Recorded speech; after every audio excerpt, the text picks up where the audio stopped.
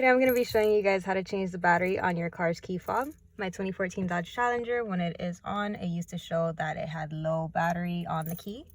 This is a really simple fix. You could really use this video for any kind of car key that has batteries, if it has an issue or if it's just dead.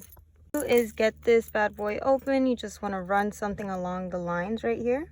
You could do it generally start like here, the corners, so it could come all off at once. Once everything is removed, you just want to grab this part and just place it somewhere safe. Make sure you don't damage it. You just want to make note of how the battery is. Once you replace it, you just remove it, place it back how it was.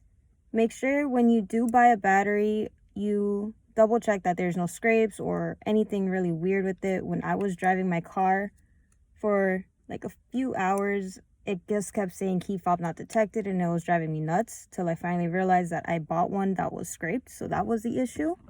So just double check with that. Once you are set, you just literally place it together. Make sure everything clicks together, all the corners. And if you removed it from your key, you literally just grab my giant cluster of keys, pop it back in, and you should be all set.